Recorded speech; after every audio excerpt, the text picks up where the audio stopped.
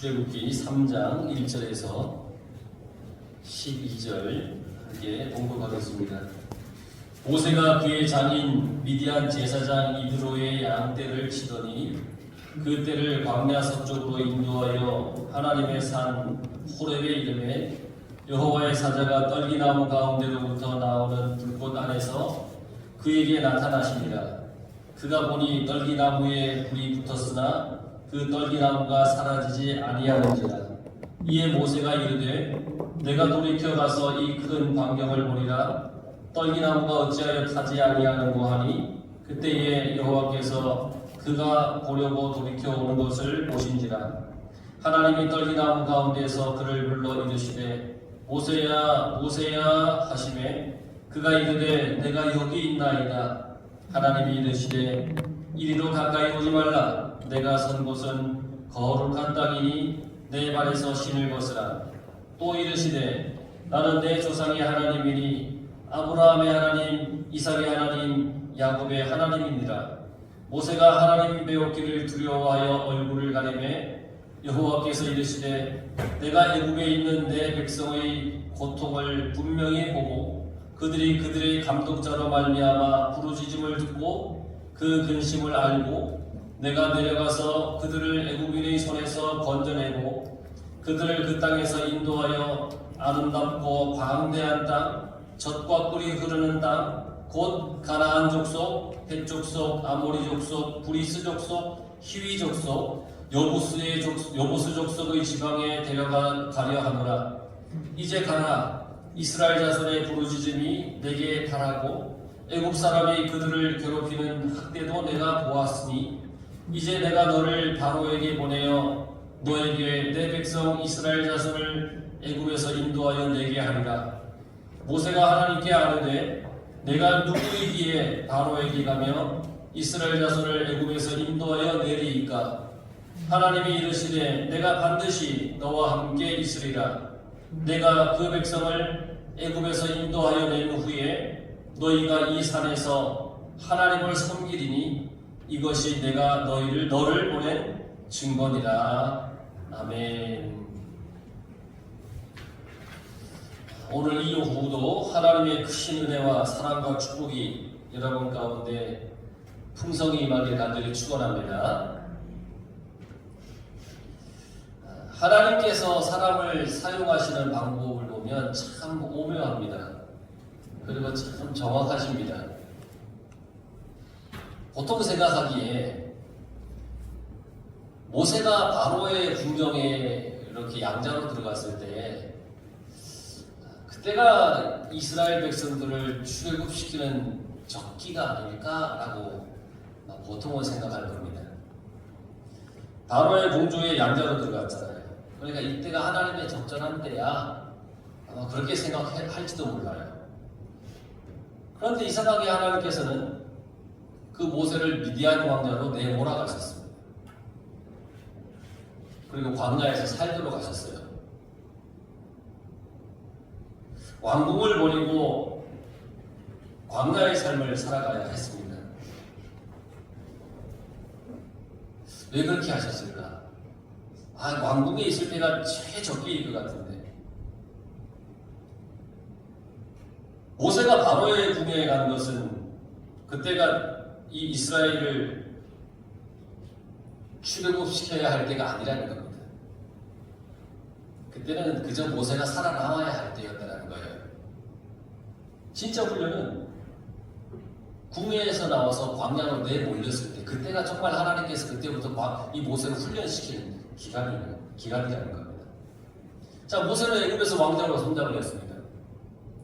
바로의 궁정에서 40년을 살았습니다. 세상의 부귀영화를 바로의 궁에서 왕자로 살았으니까 누려봤지 않겠습니까? 그러나 아무리 좋은 것을 많이 누렸다 해도 이 모세의 마음에 기쁨이 없었습니다. 세상의 많은 것들을 누리면 좋을 것 같은데 기쁨이 없었습니다. 매일 수많은 사람들이 자기를 찾아왔습니다. 친구가 되어주려고 왔습니다. 놀기 위해서 아니면 모세에게 잘 보이기 위해서 왔습니다. 그런데 모세의 마음에 있는 그 공허함을 채울 길이 없어요. 그리고 제2의 인생을 선택합니다.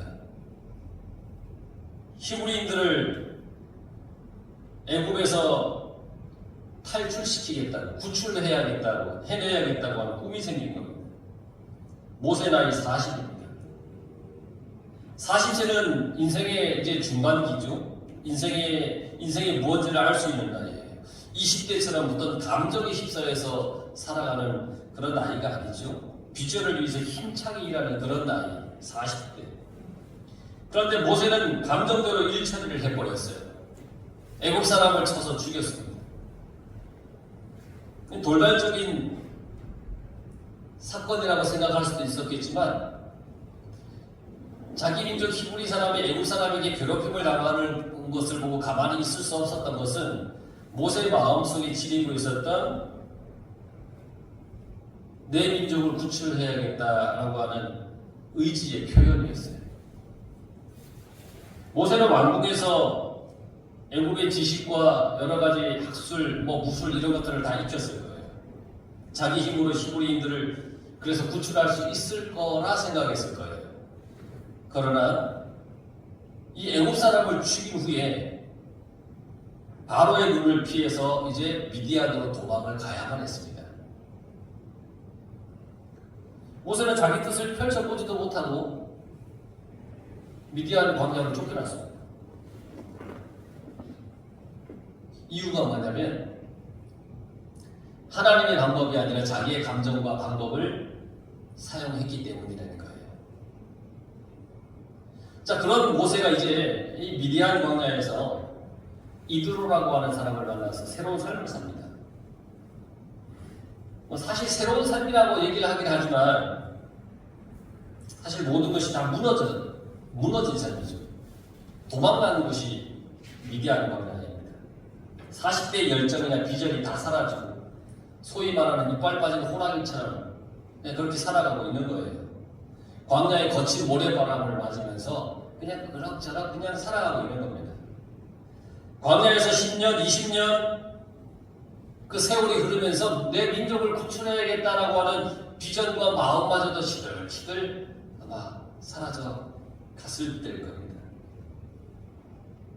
모세는 비전이 있는 사람이 아니라 그냥 평범한 한 사람의 늙은이로 이렇게 이제 살아가고 있는 거예요. 어찌 보면 실패한 인생. 한순간에 감정을 억누르지 못해서 애국 사람을 쳐 죽여서 쫓겨난 실패한 인생. 40년이라고 하는 광야의 모래바람이 그의 마음에 있었던 열정과 또 모든 비전을 빼앗아가버린 그런 인생. 40대의 패기와 그 모든 비전과 열정이 다 사라져버린 그런 인생. 그 모세의 그 인생을 보면 참 안 됐죠. 안 됐죠. 미디안 광야에 쫓겨나서 모든 어떤 비전과 열정과 꿈이 다 사라져. 이렇게 버려진 모세예요. 이렇게 실패한 모세. 근데 놀랍게도 하나님께서는 그러한 모세를 회복시켜 주십니다. 하나님의 산 호렙에 갔습니다. 모세가 한 달. 평소와 마찬가지로 모세는 양떼를 치고 광야로 이렇게 그냥 돌아다녔습니다. 근데 그날은 뭔가 좀 달라요. 평소에 가지 않았던 호렙산으로 이렇게 발걸음이 옮겨졌어요. 그런데 가보니까 그 산에는 떨기나무가 있어요. 훗날에 이 10계명의 두 돌판을 받았던 그곳. 진정한 회복이라고 하는 것은 하나님 앞에 설 때에 시작됩니다. 내가 하나님 앞에 설 때. 하나님 앞에 서는 것은 인생의 그 어떤 것보다 중요합니다. 내가 하나님 앞에 서 있는 것. 내가 하나님 앞에 나오는 것. 하나님 앞에 서면 아무리 큰 실패를 한 사람도 회복이 됩니다. 하나님 앞에 서면 아무리 나이가 많은 사람도 그 꿈과 비전이 회복이 됩니다. 하나님 앞에 서면 하늘의 가장 좋은 은사들이 내려옵니다. 그래서 하나님 앞에 서는 것은 좋은 것입니다. 신앙생활에 있어서 가장 중요한 것은 내가 하나님 앞에 서는 겁니다. 놀라운 업적을 이루는 것보다 더 중요한 것은 내가 하나님 앞에 서 있는 겁니다. 하나님의 산에 서는 것은 모세의 경우와 같이 생각지도 않을 때에 다가올 때가 많습니다. 사람의 때가 아니라 하나님의 때에 이루어진다는 얘기입니다. 모세가 제 아무리 많은 지식과 어떤 무술을 익히고 히브리인들을 구출을 하려고 한들 그 결과는 어떻게 됐어요? 미디안 광야로 쫓겨나는 것. 그 결과밖에 남지 않았습니다. 하지만 쫓겨났던 그 미디안 광야에서 하나님의 때를 모세가 만났습니다. 하나님의 때. 오늘 1절 말씀에 하나님의 산 호렙의 이름에 평소에 가지 않았던 곳인데 그날따라 하나님의 산 호렙에 갔어요. 호렙산에. 그리고 거기서 하나님을 만나는 사건이 일어납니다.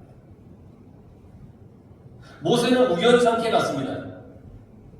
그런데 그곳에서 하나님을 만났어요. 우리 감리교를 처음 만든 존 웨슬리 목사님의 이 고백을 봐도 그래요. 미국에 선교를 갔다가 실패하고 돌아왔습니다. 배에서 만난 독일의 모라비안 교도들을 이렇게 보면서 풍랑 속에서도 뜨겁게 기도하는 저들의 모습을 보면서 많은 것을 깨달았지만 진정 하나님의 때를 만나지 못했어요. 그러다가 1738년 5월 24일 수요일 밤 8시경 우연히 영국 올더스게이트라고 하는 거리를 걸어가다가 어떤 한 사람이 루터가 쓴 로마서 주석 서문을 이렇게 읽고 있는데 그것을 듣는 순간 마음의 뜨거움이 느껴졌어요. 하나님의 그 구원의 역사가 어떤 건지, 믿음이 무엇인지, 이 뜨거움이 마음속에서 생겨나서 감리교의 시작이 된다는 거예요. 하나님의 때를 만난 거죠. 우연히 가다가 하나님의 때를 만난 거예요. 하나님의 산 호렙에 점점 다가가는 모세. 그 모세의 인생이 바뀌는 순간이에요. 모세는 회복 가능성이 없었어요. 생각해보세요. 이제 나이가 80달이라는 노인이에요. 무슨 회복 가능성이 있어요? 광야에서 40년 동안 양을 치면서 그냥 살았어요. 인간적인 생각에 무슨 회복의 가능성이 있겠어요? 나이로 보나 육체로 보나 환경적으로 보나 그냥 실패한 사람이에요. 양이나 치다가 미디안 광야에서 인생을 마칠 것 같은 그런 사람. 그런 모세가 회복될 수 있었던 것은 하나님의 산에 다가갔기 때문이에요. 이게 회복의 시작이에요. 그러니까 회복의 시작은 하나님께 나오는 겁니다. 하나님 앞에 서는 겁니다. 하나님께 나온다고 하는 것은 교회에 나오는 겁니다. 교회가 그리워지고 가고 싶은 마음이 가슴 깊은 곳에서 막 올라오는 거예요. 교회 문을 열고 들어오는 순간 하나님을 기다리시잖아요. 그냥 그저 그런 다람쥐 쳇바퀴 하듯이 하는 그런 신앙생활이 아니라 하나님 전에 나오는 기쁨이 늘 충만한 거예요. 그래서 냉랭하면서 식어지면서 회복되는, 하나님 앞에 나와서 그렇게 회복되는 여러분들의 삶이 되고 신앙이 되길 간절히 바랍니다. 호렙산에 갔는데요, 꺼지지 않는 물길을 봤어요. 불꽃이 있는데 꺼지지 않아요. 모세가 하나님 앞에 다가서자 하나님의 사자가 떨기나무 불꽃 가운데 나타났어요. 사막에서 흔히 볼 수 있는 떨기나무. 그런데 이상해요. 불꽃이 사라지잖아요. 그래서 모세가 불꽃 가까이 이렇게 갑니다. 불꽃은 열정을 얘기해요. 열정을 뜻해요. 여러분, 하나님 앞에 나오면 열정이 생깁니다. 혹시 하나님께 예배를 드리러 왔는데 하나님을 향한 열정이나 감정이 없습니까? 오늘 예배 드리는 날이가 습관적으로 나왔습니까? 만약 그렇다면 여러분 이 시간 하나님 앞에서 회복되길 간절히 바랍니다. 내가 예배에 나왔다고 해서 내가 해야 할 의무를 다 했다고 생각하지 마십시오. 여러분 학교에 출석을 한다고 해서 공부를 잘합니까? 가르침에 집중하고 예수 복습 철저히 해야 공부를 잘할 수 있는 거잖아요. 교회 생활도 마찬가지예요. 열정 없이 하나님 앞에 예배만 드렸다고 그것이 내가 할 의무를 다 한 것이냐? 아니에요. 열정, 하나님에 향한 열정, 사모함이 없는 그 예배는 드리지 않는 것보다 못해요. 하나님은 우리가 참여하기를 바라지 않아요. 열정을 가지고 드리기를 원하세요. 열정을 가지고 드리기를 원해요. 그래서 구약에는 하나님께 제사를 드렸죠. 제사에 참여했다라는 말은 없어요. 제사를 드렸다고 했어요. 물론 시작도 마찬가지예요. 기도를 드리고 감사를 드리고 하나님께 영광을 드리는 것이지 참여하는 것이 아니에요. 여러분 이것의 교회에 오늘 오후 예배에 참여하는 게 아니라 오후 예배에 하나님께 예배 드리기 위하여 오신 거예요. 드리기 위해서. 열정은 공부하고 가르친다고 생기는 것이 아니에요. 거룩한 열정은 우리가 드림으로써 생기는 거예요. 내게 있는 걸 주님께 드림으로써 내게 거룩한 열정이 생기는 거예요. 그래서 참된 예배에 참된 열정이 생겨나는 겁니다. 하나님께 참된 예배를 드리면 하나님께서 영광을 받으시고 우리에게 더 큰 열정을 우리에게 내려주시는 거예요. 그러니까 하나님 앞에 나올 때 습관이 아니라 진심으로 주님 앞에 나오시길 간절히 바랍니다. 믿음의 열정은 하나님 앞에 나와야 생긴다는 것을 잊지 마시기 바랍니다. 그래서 부르심을 받은 사람을 하나님은 열정을 더해주셔서 그 사람을 사용하신 겁니다. 하나님을 가까이 하지 않고 세상 유행이나 명예나 탐욕에 마음을 쏟으면 세상적으로는 열정이 있다 할지 모르겠지만 하나님 보시기에 아니라는 겁니다. 세상에 마음을 두는 사람은 그 불꽃이 이미 다 꺼져서 재가 되어버린 사람이에요.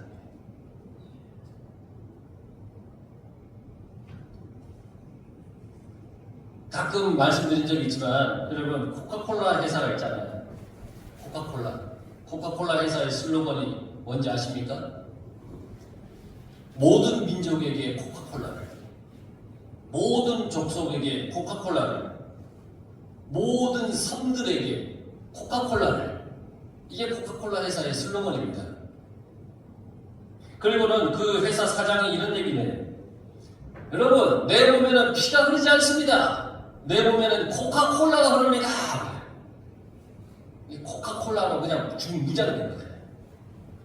한번 마시고 나면 다시 갈증이 날 수밖에 없는, 영원한 생명을 줄 수도 없는 그런 코카콜라를 온 열정을 다해서 광고하고 사원들의 머리에 코카콜라를 심어주는 거예요. 그래서 심지어는 외대 문화의 아주 백화점이 북한에도 코카콜라는 들어가 있다는 거예요. 여러분 하나님은 우리에게 생명을 주신 분입니다. 하나님을 바라보십시오. 하나님의 산에 가면 회복됩니다. 열정이 회복됩니다. 믿음이 회복되고 우리의 신앙이, 우리의 삶이 회복되는 겁니다. 또한 꺼지지 않는 불이라고 하는 것은 열정도 포함되어 있지만 하나님의 영원함을 얘기합니다. 영원함. 떨기나무에 불이 붙었는데 그 불이 사라지지 않는다라고 하는 것은 지금 모세를 부르시는 그 하나님은 영원하신 분이라는 겁니다. 하나님은 영원하세요. 영원 전부터 영원까지. 여러분 영원 전부터 영원까지라 그러면 그 기한을 우리가 어떻게 감히 상상을 할 수 있겠습니까? 우리를 만나주시고 우리에게 생명을 주시는 그 하나님은 영원하신 분입니다. 영원하다고 하는 말 속에는 전지전능하다는 말이 있습니다.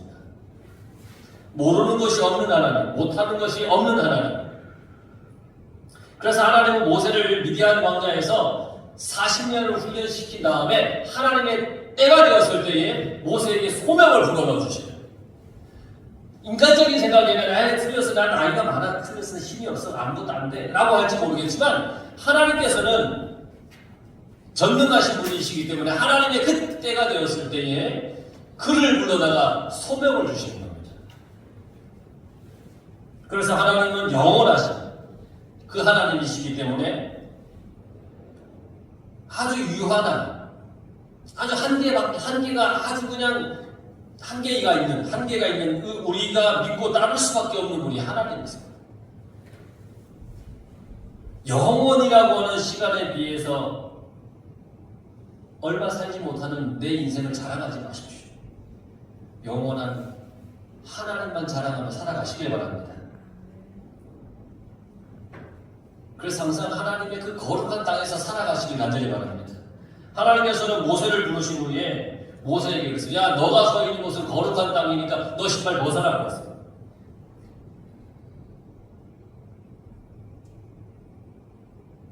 근데 참 이상해요. 분명히 그곳 호렙산은 그 어느 누구도 가보지 않았던 그런 산이 아니라 매일매일 누구든 황해했던 그런 곳이에요. 그것이 젖과 꿀이 흐르는 그런 땅이라고 기록되어 있지도 않아요. 그런데 그곳을 하나님은 거룩한 땅이라고 말씀하셨어요. 이건 뭐냐면 우리가 어떤 환경에 있든지 하나님이 계시기만 하면, 하나님의 음성이 들리기만 하면 그곳은 거룩한 곳이라는 거예요. 어떤 곳이라 할지라도 다 쓸어가는 시들라 해도,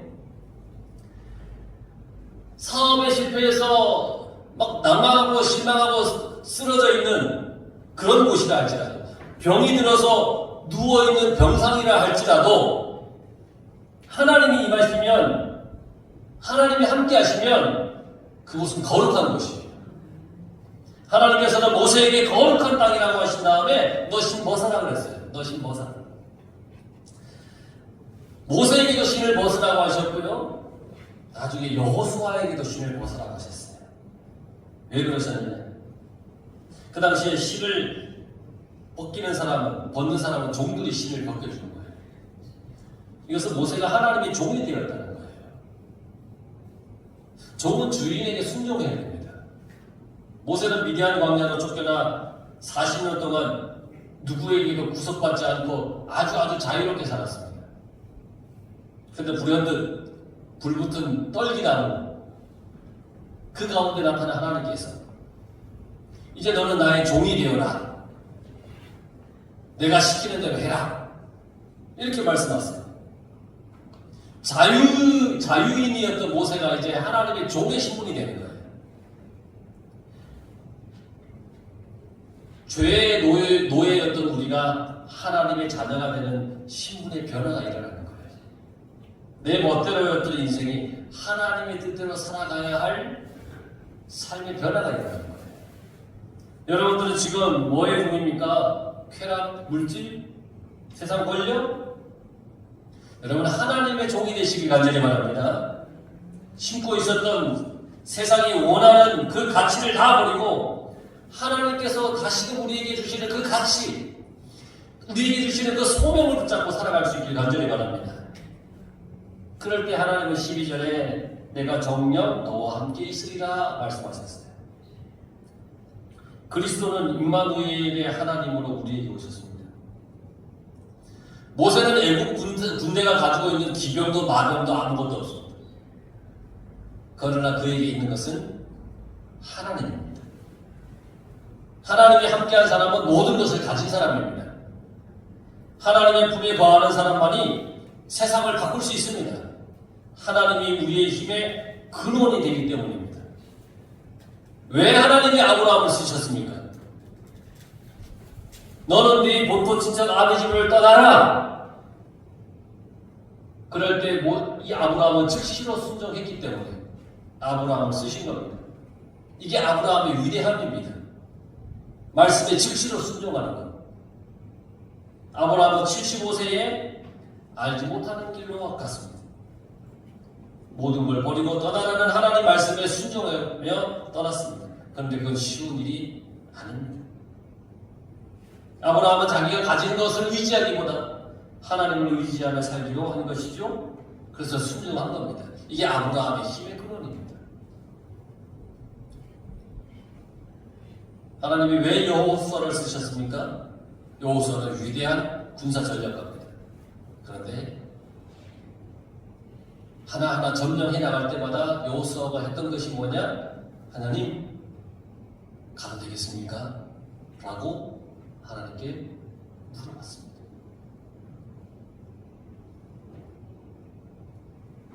여호수아의 힘의 근원은 하나님이었습니다. 하나님은 모세에게 내가 반드시 너와 함께 있으리라 말씀하셨습니다.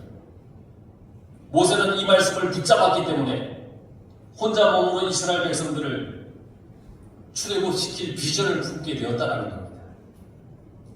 모세와 함께 하신 하나님께서는 우리와 함께 하십니다. 모세의 인생을 사막에서 실패로 끝내게 하지 않으신 하나님은 우리 인생도 실패로 끝나게 하지 않으십니다. 우리로 하여금 최고 승리하게 하시는 겁니다. 하나님을 생각만 해도 기분이 좋고 가슴이 뛰고 눈물이 나고 열정이 생겨야 되는 거예요. 하나님께서는 가시덤불 같은 우리에게 찾아와서 불을 붙여주셨어요. 열정을 주시고 영원한 하나님을 보여주시고 우리와 함께 하시겠다고 말씀해 주셨습니다. 그러니 하나님을 가까이 하십시오. 하나님 산에 다가오시길 바랍니다. 하나님 앞에서 회복되시길 바랍니다. 하나님은 우리가 회복되기를 원하시고 지금도 불러주시고 함께 해주시는 하나님이십니다.